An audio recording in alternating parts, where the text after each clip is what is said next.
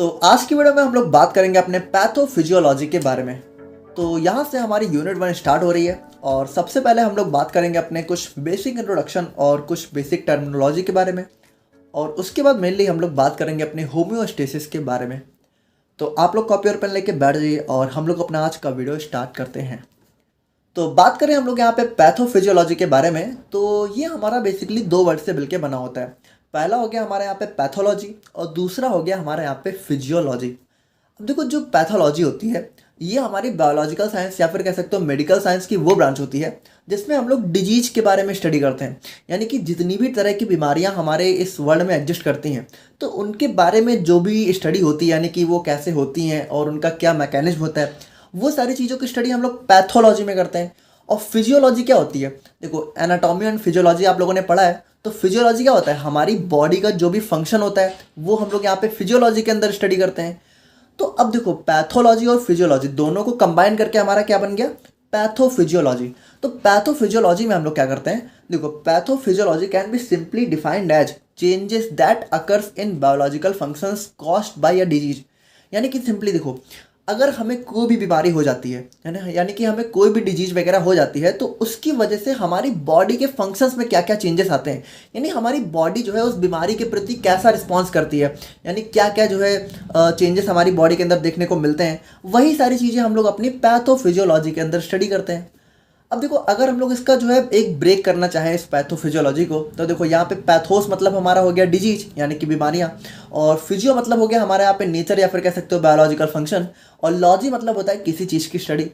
यानी कि बीमारियों की वजह से हमारे बायोलॉजिकल फंक्शंस में जो जो भी चेंजेस आते हैं उन्हीं की स्टडी हम लोग अपनी पैथोफिजियोलॉजी के अंदर करते हैं। तो आई होप कि आप लोग यहाँ पे एक बेसिक डेफिनेशन तो समझ ही गए होंगे। अब यहाँ पे देखो, जो हमारी पैथोफिजियोलॉजी है, तो दो कॉमन टर्म्स आप लोग को पूरी पैथोफिजियोलॉजी में बहुत ज़्यादा देखने को मिलेंगे, तो ये चीज़ें आप लोग को पता होनी ही चाहिए। अब इसमें पहला है हमारे यहाँ पे इटियोलॉजी। अब इटियोलॉजी क्या होता है? देखो, हमें कोई भी बीमारी होती है तो वो किसी ना किसी वजह से होती है, उसके पीछे कोई ना कोई रीज़न होता है। तो यहाँ पे जो हमारी बीमारियों के जो भी रीजन्स होते हैं, जो भी कॉजेज होते हैं, तो उनकी जो स्टडी होती है वो हमारी क्या होती है? इटियोलॉजी। देखो, एक चीज़ समझो, लॉजी का मतलब होता है स्टडी, है ना। अगर किसी चीज़ के पीछे लॉजी अगर लगा हुआ है तो इसका मतलब है कि किसी चीज़ की स्टडी। अब जो चीज़ लगा हुआ है उसी चीज़ के बारे में स्टडी करेंगे। और बात करें हम लोग यहाँ पे पैथोजेनेसिस के बारे में, तो it is the study of mode, manner और मैकेनिज्म ऑफ डिजीज फॉर्मेशन। देखो, इसको थोड़ा सा ध्यान से समझना। देखो, हमें कोई भी बीमारी होती है तो वो कुछ यहाँ पे स्टेप्स में होती है। जैसे सबसे पहले क्या होता है कि हमारी बॉडी के अंदर कुछ यहाँ पे न्यूट्रिएंट्स की कमी हो गई। अब उसकी वजह से क्या हुआ, हमारी जो कोई भी सेल है, ठीक है, वो डैमेज हो गई, और उसकी वजह से हमारा जो टारगेट ऑर्गन है वो डैमेज हो गया, और धीरे धीरे करके क्या हुआ, हमें जो है कोई भी बीमारी हो गई या फिर डिजीज हो गई। तो यहाँ पे देखो, कोई भी जो हमें डिजीज हो रही है तो उसके होने का जो मोड है, यानी कि वो किस तरीके से हो रही है, किस मैकेनिज्म में काम कर रही है, या फिर उसका क्या मैनर है, तो उस चीज़ की जो स्टडी होती है वो हम लोग अपने पैथोजेनेसिस में करते हैं। तो अब हम लोग यहाँ पे बात करते हैं अपने होम्योस्टेसिस के बारे में। अब देखो, सबसे पहले तो आप लोग ये समझो कि जो हमारा होम्योस्टेसिस का टॉपिक है, इसको आप लोग ऑलरेडी अपनी HAP में यूनिट 1 के अंदर पढ़ चुके हो अपने फर्स्ट सेमेस्टर में। तो अगर आप लोगों ने पढ़ा हुआ है और आप लोगों को तैयार है तो आप लोग यहाँ से वीडियो लेक्चर स्किप भी कर सकते हो, और अगर आप लोगों ने नहीं पढ़ा है या फिर आप लोग को दोबारा से रिवाइज करना है तो यहाँ से आप लोग जो है कंटिन्यू कर सकते हो। तो बात करें हम लोग यहाँ पे होम्योस्टेसिस की, तो ये हमारे यहाँ पे दो वर्डों से मिलकर बना हुआ है।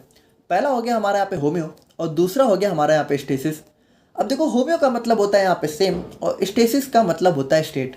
अब देखो, ये सारी बातें आप लोग हटाओ और सिंपली एक बात आप लोग समझो कि यहाँ पे हमारे दो टाइप के इन्वायरमेंट होते हैं। एक होता है एक्सटर्नल इन्वायरमेंट, एक होता है इंटरनल इन्वायरमेंट। अब एक्सटर्नल इन्वायरमेंट से क्या मतलब है कि जो हमारे आसपास का जो भी वातावरण है, जो भी माहौल है, जैसे इस टाइम की बात करें तो बहुत ज़्यादा गर्मी पड़ रही है तो टेम्परेचर क्या होता है, बहुत ज़्यादा हाई रहता है ना, 40 डिग्री 45 डिग्री। और ठंडियों में क्या होता है, बहुत ज़्यादा ठंड पड़ती है तो टेम्परेचर बहुत ज़्यादा लो रहता है ना, 10 डिग्री और 20 डिग्री यहाँ तक जाता है। तो देखो, ये तो हो गया हमारी बॉडी का एक्सटर्नल इन्वायरमेंट, यानी हमारी बॉडी के आसपास का माहौल कैसा है। और एक हो गया हमारी बॉडी का इंटरनल इन्वायरमेंट, यानी जो हमारी बॉडी के अंदर जो भी फंक्शंस चल रहे हैं। जैसे आप लोग को पता है हमारी बॉडी के अंदर बहुत सारे फंक्शन चल रहे हैं, हमारा हार्ट बीट कर रहा है ना, और हमारी किडनी यहाँ पे फिल्ट्रेशन का काम कर रही है। तो हमारी बॉडी के अंदर का जो माहौल होता है, यानी कि जो इन्वायरमेंट होता है, उसको हम लोग बोलते हैं इंटरनल इन्वायरमेंट। जैसे कि यहाँ पे हमारी बॉडी के अंदर का जो पीएच है वो कैसा है और हमारी बॉडी का टेम्परेचर कैसा है। जैसे टेम्परेचर हमारी बॉडी का कितना होता है 37 डिग्री सेल्सियस, आप सभी को पता है। और हमारी बॉडी का एक एसिड बेस लेवल यहाँ पे मेंटेन है।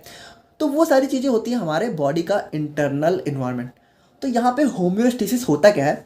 Homeostasis is defined as the ability of human body to maintain a constant internal environment by maintaining and balancing a pH, temperature, acid base level etcetera. देखो यहाँ पे homeostasis ना हमारी body की वो एबिलिटी होती है जिसकी वजह से वो अपने जो अंदर का इंटरनल इन्वायरमेंट होता है उसको यहाँ पे कांस्टेंट मेंटेन रखती है। देखो इसको थोड़ा सा समझना। जैसे देखो हमारी बॉडी का टेम्परेचर कितना होता है 37 डिग्री सेल्सियस। लेकिन यहाँ पे अगर बात करें तो देखो गर्मियों में हमारे बॉडी का जो एक्सटर्नल एनवायरनमेंट होता है, यानी कि हमारे आसपास का जो माहौल है वो कितना होता है, वहाँ पे टेम्परेचर हमेशा जो है 40 से तो ऊपर ही रहता है। तो यार देखो यहाँ पे हमारी बॉडी का जो एक्सटर्नल एनवायरनमेंट है वहाँ पे तो टेम्परेचर हमारा 45 डिग्री 40 डिग्री चल रहा है, और हमारी बॉडी के अंदर यहाँ पे ज़रूरत कितनी है 37 डिग्री सेल्सियस की। तो देखो यहाँ पे हमारी बॉडी की वो एबिलिटी जिसकी वजह से वो अपना टेम्परेचर यहाँ पे 37 डिग्री सेल्सियस मेंटेन रखती है। भले यहाँ पे बाहर कितना भी टेम्परेचर मैटर नहीं करता है, चाहे बाहर 45 हो, चाहे यहाँ पे ठंडियों में बात करें तो टेम्परेचर कितना भी लो चला जाए, आप अपनी बॉडी को अगर मेजर करोगे तो उसका टेम्परेचर कितना आएगा, उसका 37 ही आएगा। तो यहाँ पे जो बॉडी की वो एबिलिटी होती है जिसकी वजह से टेम्परेचर मेंटेन रहता है। या फिर बात करें तो हमारी बॉडी का एक नॉर्मल पीएच यहाँ पे 7.4 होता है, तो उस पीएच को मेंटेन रखने की एबिलिटी, या फिर बॉडी के अंदर एक नॉर्मल एसिड बेस लेवल को मेंटेन रखने की एबिलिटी, तो ये सारी चीज़ें जो होती हैं वही हमारे यहाँ पे होम्योस्टेसिस के अंदर आती है। तो आई होप कि आप लोग थोड़ा सा यहाँ पे समझ गए होंगे। देखो अब यहाँ पे अगर इन दोनों चीज़ों से समझे तो होम्यो मतलब सेम और स्टेसिस मतलब स्टेट, यानी कि बॉडी के इंटरनल इन्वायरमेंट को यहाँ पे सेम स्टेट यानी कि कांस्टेंट स्टेट में बनाए रखना ही हमारा क्या होता है, होम्योस्टेसिस। तो होम्योस्टेसिस तो आप लोग यहाँ पे समझ गए होंगे। अब देखो यहाँ पे हम लोग समझते हैं अपने फीडबैक सिस्टम्स के बारे में। अब देखो फीडबैक सिस्टम क्या होता है, जैसे कि जो भी हमारी बॉडी का इंटरनल इन्वायरमेंट है, अब देखो नॉर्मली तो वो चलो यहाँ पे मेंटेन रहता है कांस्टेंट लेवल पे, लेकिन मान लो अगर वहाँ पे कोई दिक्कत आ जाए, यानी कि बॉडी के इंटरनल इन्वायरमेंट में कोई चेंजेस आ जाए, जैसे कि हमारी जब तबीयत वगैरह खराब होती है तो क्या होता है, हमारी बॉडी का टेम्परेचर बहुत ज़्यादा बढ़ जाता है ना। ये सारी चीज़ें होती हैं। मान लो बॉडी का पीएच यहाँ पे, जैसे आप लोगों ने बहुत ज़्यादा एसिडिक फूड खा लिया, यानी कि आप लोगों ने बहुत स्पाइसी खा लिया, तो क्या होता है हमारी बॉडी में जो एसिड है उसका लेवल बढ़ जाता है। तो अगर हमारी बॉडी के इंटरनल इन्वायरमेंट में कोई भी चेंजेस हो रहे हैं, when there are some changes takes place in the internal environment of body, then body's feedback system works to take it back into the normal और इक्विलिब्रियम कंडीशन। तो यहाँ पे देखो फीडबैक सिस्टम क्या होता है, फीडबैक सिस्टम हमारे वो सिस्टम होते हैं कि जब भी हमारी बॉडी के इंटरनल इन्वायरमेंट में कोई भी चेंजेस आते हैं तो उसको यहाँ पे दोबारा से नॉर्मल या फिर इक्विलिब्रियम कंडीशन पे लाने का काम हमारा कौन करता है, फीडबैक सिस्टम। यानी कि आप लोग सिंपली कह सकते हो कि होम्योस्टेसिस को मेंटेन करने में हमारा काम कौन करता है, फीडबैक सिस्टम। देखो फीडबैक का मतलब क्या होता है, फीडबैक का मतलब होता है मतलब उसका रिप्लाई देना किसी चीज़ का, है ना, कि आप लोग अपना क्या फीडबैक दे रहे हो। तो यहाँ पे बॉडी का जो फीडबैक सिस्टम है वो यहाँ पे क्या करता है, जब भी इंटरनल एनवायरनमेंट में चेंजेस होते हैं तो अपना उसके प्रति फीडबैक देता है, यानी उसको रिस्पॉन्स करता है और उसको दोबारा से नॉर्मल लेवल पे लेके आता है। अब फीडबैक सिस्टम के अंदर हमारे यहाँ पे 3 बेसिक कंपोनेंट्स होते हैं, जिसमें पहला होता है हमारा रिसेप्टर, दूसरा होता है कंट्रोल सेंटर, और थर्ड होता है हमारे यहाँ पे इफेक्टर। तो इन तीनों को भी हम लोग यहाँ पे देख लेते हैं। तो सबसे पहले हम लोग बात करें अपने रिसेप्टर के बारे में। तो receptor is a body structure that monitors detects changes in the internal environment of body. यानी कि देखो हमारी बॉडी के इंटरनल एनवायरनमेंट जब भी कोई चेंजेस होते हैं तो उसको सबसे पहले आप कह सकते हो पहचानने का या फिर डिटेक्ट करने का काम हमारा कौन करता है, रिसेप्टर करता है। ठीक है, अब उसके बाद बात करें अपने कंट्रोल सेंटर के बारे में। A control centre in the body is receive the input from the receptors and generates output in the form of nerve impulse, hormones और अदर केमिकल सिग्नल्स। यानी कि देखो जो हमारा रिसेप्टर है, तो जब भी हमारी बॉडी में कुछ भी चेंजेस होते हैं तो उनको जब ये डिटेक्ट करता है तो उसको यहाँ पे किसके पास भेजता है, कंट्रोल सेंटर के पास। और कंट्रोल सेंटर क्या करता है, उसके रिस्पॉन्स में एक आउटपुट जनरेट करता है। देखो यहाँ पे आप लोग ज़्यादा कंफ्यूज मत हो, बिल्कुल सिंपली समझो, ये जो कंट्रोल सेंटर है ये हमारा क्या होता है, ये हमारा ब्रेन ही होता है। अब अगर आप लोगों ने नर्वस सिस्टम वाला टॉपिक ऑलरेडी पढ़ रखा है तो यहाँ पे जो हमारे रिसेप्टर होते हैं ये हमारे क्या होते हैं, ये हमारे सेंसरी नर्व्स होते हैं। देखो हमारी बॉडी में जब कुछ भी चेंजेस होते हैं तो हमें उसको सबसे पहले उसको डिटेक्ट करने का काम हमारा कौन करता है, सेंसरी नर्व्स। और सेंसरी नर्व्स ही हमारे यहाँ पे रिसेप्टर्स होते हैं। तो यहाँ पे ये उसको डिटेक्ट करते हैं और किसके पास भेजते हैं, यहाँ पे सेंसरी नर्व से हमारा सिग्नल किसके पास जाता है, ब्रेन के पास। और ब्रेन यहाँ पे क्या करता है, ब्रेन यहाँ पे उसके रिस्पॉन्स में अपना आउटपुट जनरेट करता है, यानी कि उसको ठीक करने के लिए एक हमारा कमांड जनरेट करता है। और फिर कमांड को यहाँ पे भेजता किसके पास है, हमारे इफेक्टर के पास है। और इफेक्टर हमारे क्या होती हैं, इफेक्टर होती है हमारी मोटर न्यूरॉन्स। अब देखो sensory neurons, motor neurons, brain, ये सारी चीज़ें अगर आप लोगों को नहीं पता है तो आप लोग नर्वस सिस्टम वाला लेक्चर देख लेना। और देखो अगर नहीं भी पता है तो भी आप लोग सिंपली समझो कि रिसेप्टर हमारा क्या करता है, हमारी प्रॉब्लम को डिटेक्ट करता है, उसके बाद यहाँ पे कंट्रोल सेंटर यानी कि ब्रेन के पास भेजता है, और ब्रेन हमारा एक कमांड जनरेट करता है उसके रिस्पॉन्स में, जिसको भेजता है हमारे इफेक्टर के थ्रू। तो इफेक्टर हमारा क्या होता है, effector is a body structure that receives output from the control centre and respond to the command of control centre. यानी कि देखो जो हमारा ब्रेन है यानी कि कंट्रोल सेंटर है, ये जब यहाँ पे आउटपुट को जनरेट करता है यानी कि हमारा रिस्पॉन्स जनरेट करता है हमारी प्रॉब्लम के अगेंस्ट में, तो उसको हमारा यहाँ पे जो इफेक्टर है वो रिसीव करता है, और जो भी हमारे कंट्रोल सेंटर का कमांड है उसके प्रति क्या करता है, रिस्पॉन्ड करता है, यानी कि हमारी बॉडी की जो भी प्रॉब्लम हुई है उसको ठीक करने का काम करता है। अब देखो जो हमारा फीडबैक सिस्टम है तो ये हमारे बेसिकली दो टाइप के होते हैं। पहला होता है हमारे यहाँ पे पॉजिटिव फीडबैक सिस्टम, और दूसरा होता है हमारे यहाँ पे नेगेटिव फीडबैक सिस्टम। अब देखो यहाँ पे पॉजिटिव नेगेटिव से आप लोग ये मत कंफ्यूज हो कि पॉजिटिव वाला बहुत अच्छा है, नेगेटिव वाला बहुत बेकार है। देखो दोनों ही यहाँ पे फीडबैक सिस्टम है, सबसे पहले तो आप लोग ये समझो, और दोनों ही यहाँ पे हमारी बॉडी के इंटरनल इन्वायरमेंट को यहाँ पे बराबर बनाए रखने के लिए होते हैं।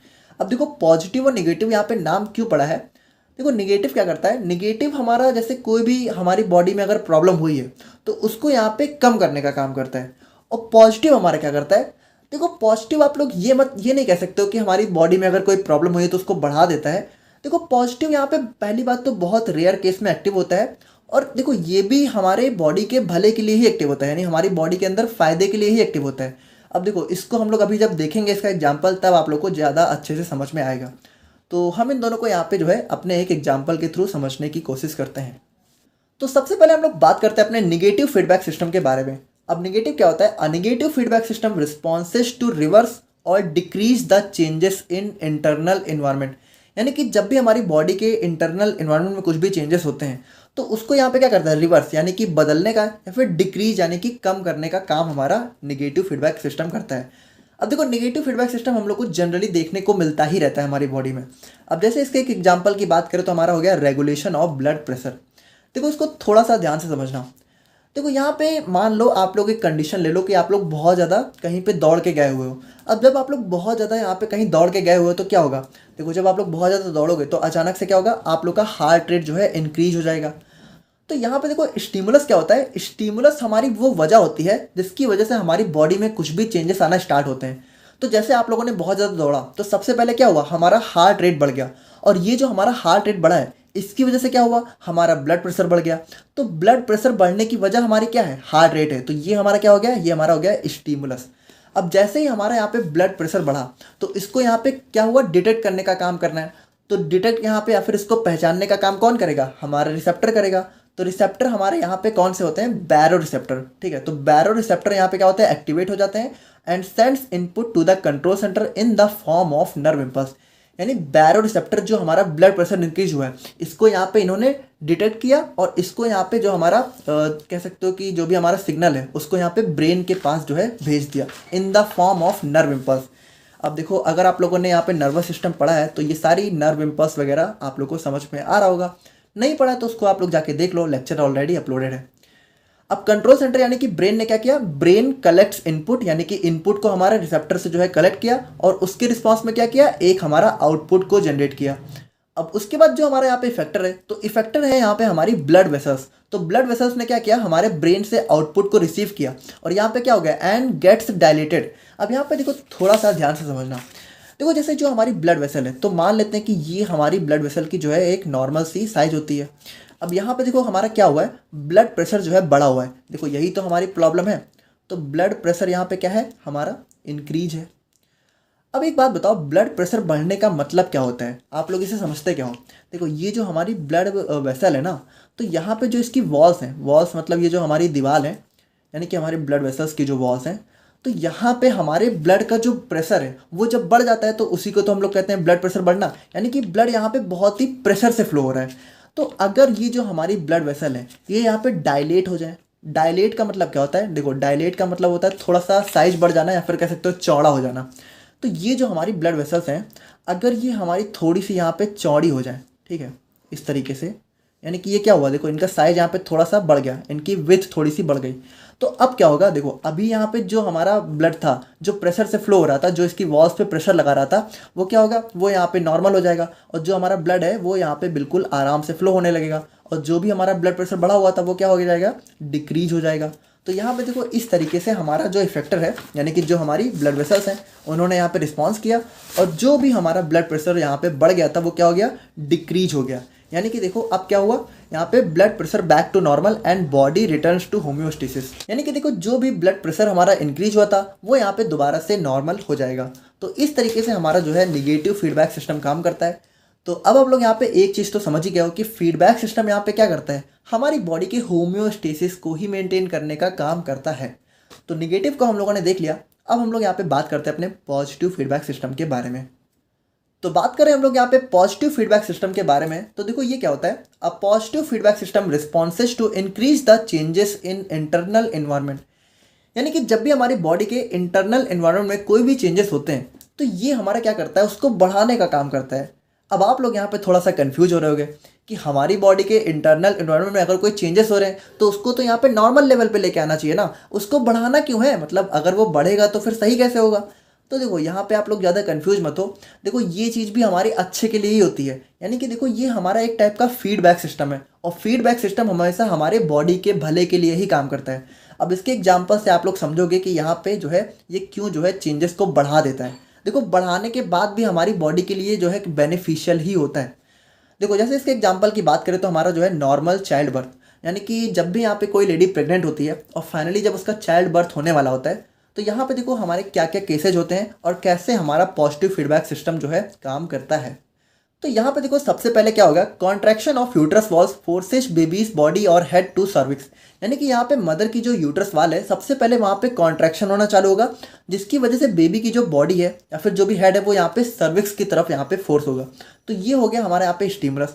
अब इसकी वजह से क्या हुआ, इसकी वजह से अल्टीमेटली जो मदर की सर्विक्स है उसकी यहाँ पे स्ट्रेचिंग चालू हो गई, यानी कि वो थोड़ा सा यहाँ पे फैलना चालू हो गया।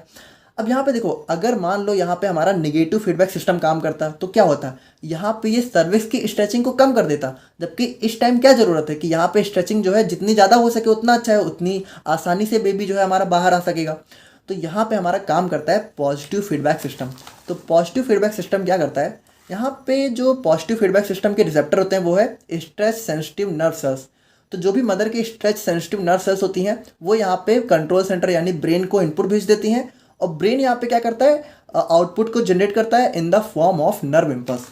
अब यहाँ पे जो हमारा ब्रेन है, ठीक है, तो उसने क्या किया, यहाँ पे इनपुट को रिसीव किया और यहाँ पे आउटपुट को जनरेट किया बाय रिलीजिंग ऑक्सीटोसिन। अब देखो ऑक्सीटोसिन यहाँ पे एक टाइप का हार्मोन होता है जो कि क्या करता है, यहाँ पे चीज़ों को कॉन्ट्रैक्ट करने का काम करता है हमारी बॉडी के अंदर। तो यहाँ पे जो ऑक्सीटोसिन है इसने क्या किया, इसने यहाँ पे मदर की यूट्राइन मसल्स को और ज़्यादा कॉन्ट्रैक्ट करना चालू कर दिया, यानी और ज़्यादा सिकुड़ना चालू कर दिया। देखो यहाँ पे दो चीज़ें बहुत ध्यान से समझना, यूट्राइन मसल्स जितनी ज़्यादा कॉन्ट्रैक्ट होंगी, सर्विक्स यहाँ पे उतना ज़्यादा स्ट्रेच होगा। देखो दोनों यहाँ पे अपोजिट काम कर रहे हैं। देखो यहाँ पे सर्विक्स स्ट्रेच क्यों हो रहा है, क्योंकि यहाँ पे यूट्रस मसल जो है कांटेक्ट हो रही है ना। तो यहाँ पे मदर की यूट्रस वॉल्स हमारी जितनी ज़्यादा कांटेक्ट होगी, सर्विक्स यहाँ पे उतना ज़्यादा ही स्ट्रेच होगा।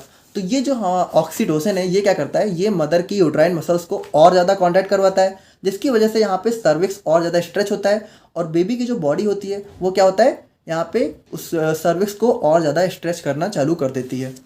तो अल्टीमेटली यहाँ पे देखो बात करें तो increasing stretching of cervix causes release of more oxytocin which results in more stretching of cervix.